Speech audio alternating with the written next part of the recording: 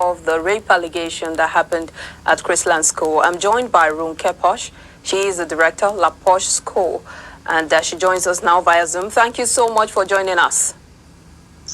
Good evening. Thanks for inviting me. Thank you. Now, this story began after UB Franklin, that's the music executive turned blogger, reported that the female student was gang raped by boys, and he had said that he was the first to share the news of the alleged rape incident that happened in Dubai among some other minors of Chrisland School. But a video has been circulating which later surfaced online and proving otherwise, and many people are insisting that the girl in question gave consent to this particular scandal. What's your perception of the whole issue? My perception is that whether it was she considered to it or not, it's irrelevant at this point. At that particular time when they were in Dubai, the school had a duty of care to care for them and protect them. What a child does at home is really none of our business. We know a lot of these things happen. We should not pretend not to know that our children, many of them, are engaged in sexual activities. These things are happening. We should stop pretending as a nation. And it's about time that we let go of this girl and let her build her life back again. She did not engage in the act on her own, but we live in a patriarchal environment. We don't see or hear about the boys that were involved in the activities. She didn't do it alone. We haven't heard from the father, just the mother and the child, as usual. They are being slandered, they are being dragged. Yes, she needs help, she needs professional help. But it's about time that we leave her alone so that she can move on with her life.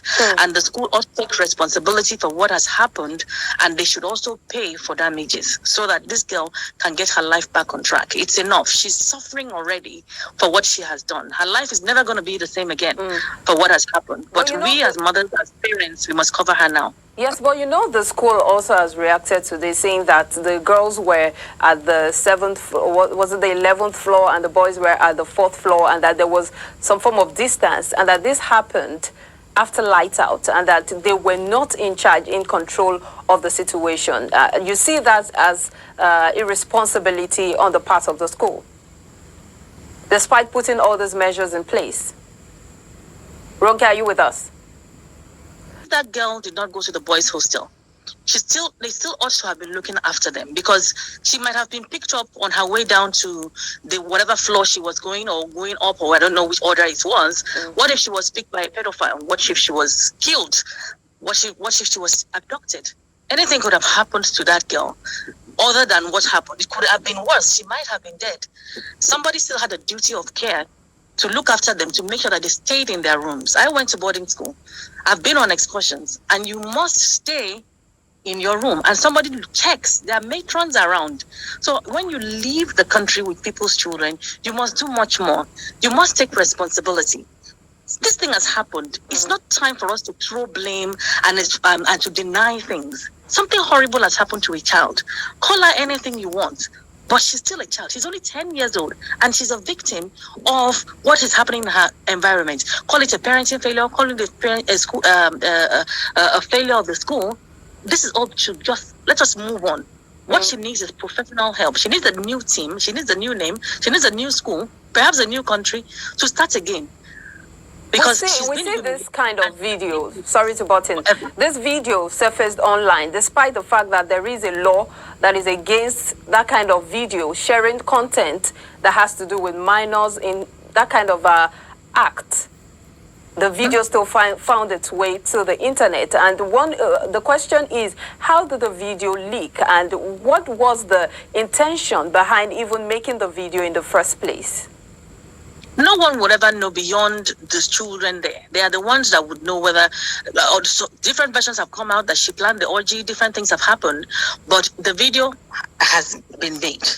The thing is, it's time for us to not cry over spilled milk. We just need to move on. The video has been made. What value is it right now? If what the purpose was? If it was circulated, it probably was circulated by those children, because it will have been somebody's phone. I don't want to believe it that it will be a teacher's phone. I just don't want to believe that. But irrespective of whose phone it is, it's time for us to help these children heal. All the 76 children that went on that trip, they need therapy. They need to be debriefed. And all the children in the school that have seen it as well, they also need help. So it's time for us to help these children. It's not time for us to be throwing videos up and down and accusations. Yes, but you don't think that it's important to also fish out where the whole issue stemmed from so that we can prevent a recurrence? Because, of course, this started from somewhere. There were people involved, despite the fact that there is a law against this kind of act.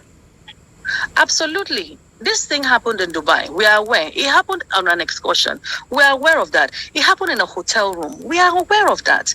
It happened on a bed. We are aware of that. The facts are out there. And the loopholes are there. If someone was there, I don't know the kind of hotel that they were. Some of the hotels that I've been to, you have access codes. You can't move from one floor to the other after a certain time. I don't know the kind of hotel that they went to. But the freedom of movement should never have been there. The thing is that some people have even said if the boys were in hotel A and the girls were in hotel B, that is still a useless thing to say, because girls and girls pounce on each other. Girls and girls play with each other. Girls and girls abuse each other, and so do boys. So what we needed at that point in time is to ensure that there was a trusted adult checking that everything went on well. Even after lights out, even after midnight. Yes, I went to boarding school. Yes, I went to QC when QC was QC. I went to Queen's College, and I can remember very clearly. God bless Monsieur Obasa. I know how they used to go around at all sorts of hours of the night. You would always feel safe because somebody was around. Even to go to the toilet, you'll be wondering who is there, who is going to catch me when I leave. Sorry to cut you, but let's look at the parenting side to this, because yes, the video of the mother has already come online with her talking about the fact that the school hid this from them, and then they took a blood sample of the girl, and then she made lots of allegations. But the question is, a lot of people have been asking, how come she didn't notice, even though the school hid it from her for a month? Why didn't she raise the alarm? How come she didn't notice the changes in her girl even before the school or before Ubi Franklin raised the alarm? The people that are saying that how come she did not notice the changes, have they noticed the changes in their own children? That's the question that we really need to ask, because we're a judgmental society. And to be honest, I'm very tired. I'm actually quite defensive of the girl right now.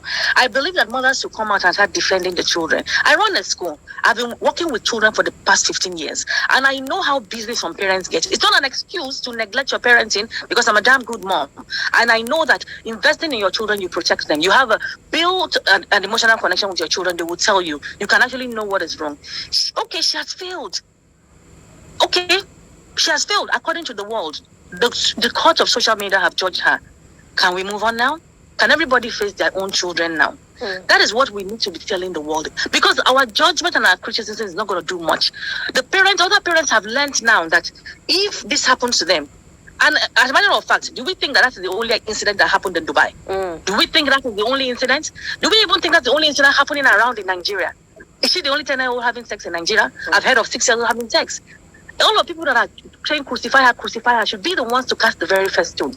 It is time for them to let this girl rehabilitate herself, and so her mother too. If you watch the video, the mother was in pieces. That woman does not even look like her mental health is okay at all. Can we now leave this family to build again? Can we all now learn the lessons and know that we need to look after our children? The action that the Lagos State government has taken now, shutting down all Chrisland schools in Lagos State. And then, of course, we know that recently Dowen College was also shut down because of sexual misconduct. But if you look at all of these things, which of course led to the death of Sylvester Oromoni, by the way, the sad incident that happened in Dowen, we see a lot of this trend of sexual misconduct in schools, and then leading to the shutdown of the schools. Do you see this as a worrisome trend? It's a foolish trend. I'm not worried about it, because I know that school is not going to close down. Close down for what? Something happened in Dubai, then you close the school down. How can something happen in Dubai and then you close the school down? Of what value? Hundreds and hundreds of children will be out of school because something happened in Dubai. How about the ones that are happening in Lagos? Or do you think she's the only one that's sexually active in that school? Let's think. She's not the only one. There's so many scandals in so many of these highbrow schools. We know that. What are we pretending not to know as a nation? Now, something has happened in Dubai. Why don't you pick out the head of school and pick out the teachers involved and people that took the children and the PTA people that also followed them? Because so many people followed them to that Dubai. Parents followed them. Take the responsible adults that should have looked at them. Who did the risk assessment? Get those people, put them in a room and have a discussion. It has nothing to do with the rest of the children. The year 3 children have exams. Final year 11 children have exams. Please don't interrupt their exams. But even beyond that, we know that this is just to calm the emotions of the public. Nothing is going to happen to that school. So you see this as just surface dressing? Of course it is. But let's also look at the fact that a lot of attention has been paid to the girl child, especially when it comes to sex education and all of that.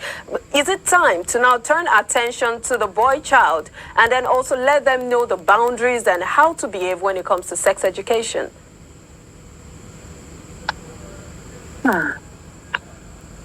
Get back. I didn't hear you now. I didn't hear you for a moment. Yes, go ahead. I didn't hear your question. I didn't hear your question. Yes, I said that a lot of attention have been turned to the girl child when it comes to sex education, when it comes to letting them know what to do in terms of their bodies and all of that. But is it time to now turn attention to the boy child to help them know what to do, the boundaries to set, and how to behave when it comes to issues like this? You know, one of the reasons why our country is in a mess, and one of the reasons why our country, we are abused people, is because we are very permissive when it comes to the boy child. We think they are better than the girl child. People have daughters. It's time for you to empower those girls even further, because have been protected. It's like they never did anything. It's like the girl was the only one that engaged in